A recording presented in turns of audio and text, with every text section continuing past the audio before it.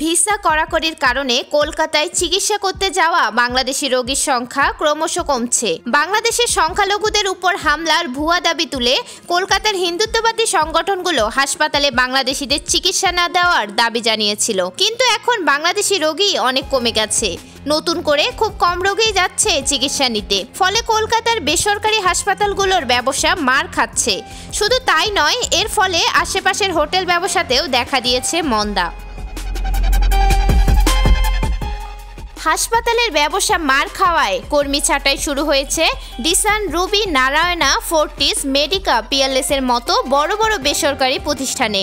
বহু ডাক্তারের সঙ্গে তাদের চুক্তি থাকে, যারা সরকারি হাসপাতালে কাজের ফাঁকে এসব বেসরকারি হাসপাতালে এসে পরিষেবা প্রদান করেন। এমনই একজন ডাক্তার অমিতাভ মালাকার জানান, তিনি বাইপাসের বেশ কয়েকটি হাসপাতালে রোগী দেখতে যেতেন, কিন্তু এখন ওরা শিডিউল কমিয়ে দিয়েছে।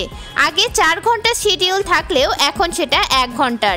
ডিসানের মতো হাসপাতাল তো বহু ডাক্তারকে বলে দিয়েছে বর্তমান পরিস্থিতিতে আর তাদের আসতে হবে না, রোগী বাড়লে তাদের ডেকে পাঠানো হবে। একই অবস্থা নার্স, আয়া, সিকিউরিটি গার্ডের ক্ষেত্রেও বহু নার্সকে উইদাউট পেতে লিভ নিতে বাধ্য করা হয়েছে।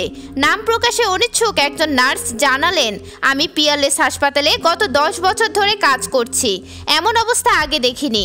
রোগীর চাপে আমাদের ফুরসত মিলত না। এখন কর্তৃপক্ষ বলছে হাসপাতাল লসে রান করছে, ফের সব ঠিকঠাক হলে তোমাদের কাজে নেওয়া হবে। রোগী কমায় সিকিউরিটি গার্ডও কমিয়ে দেওয়া হয়েছে বলে জানা গেছে। নারায়ণাতে সিকিউরিটি গার্ডের কাজ করতেন এমন এক ব্যক্তি জানান, রোগী সামলানোর জন্য গার্ড বেশি প্রয়োজন হয়। বাংলাদেশের রোগী নেই, তাই গার্ডেরও প্রয়োজন হচ্ছে না। আমি কাজ হারিয়ে এখন একটি ছোট কোম্পানিতে নাইট ডিউটি করছি, ফলে আমার আয় কমে গেছে। এভাবেই বাইপাসের হাসপাতালগুলো এখন ধুঁকছে, কাজ হারাচ্ছেন ডাক্তার থেকে কর্মীরা। বর্তমানে বাইপাসের ধারে বেসরকারি হাসপাতালগুলোতে বাংলাদেশি রোগীর সংখ্যা প্রায় 3 ভাগের 1 ভাগে নেমে এসেছে। আউটডোর থেকে শুরু করে ইনডোর ক্রমশ কমছে রোগী। বাইপাস লাগোয়া অন্তত 8 ডজন বেসরকারি হাসপাতালে বাংলাদেশি রোগীর ভিড় লেগেই থাকতো। আউটডোর ইনডোর সর্বত্রই মোট রোগীর অন্তত 35 থেকে 40% আসেন বাংলাদেশ থেকে। হার্টের অসুখ থেকে শুরু করে neuro surgery, cancer, paediatric surgery, urological সমস্যা থেকে শুরু করে অর্থোপেডিক রিপ্লেসমেন্ট সার্জারি কিংবা বন্ধ্যাত্ব, এসবের চিকিৎসাতে একটু সচ্ছল বাংলাদেশিরা ঢাকার চেয়ে কলকাতায় ভরসা রাখেন বেশি, কিন্তু বর্তমান পরিস্থিতিতে তাদের অধিকাংশই আটকে পড়েছেন দেশে।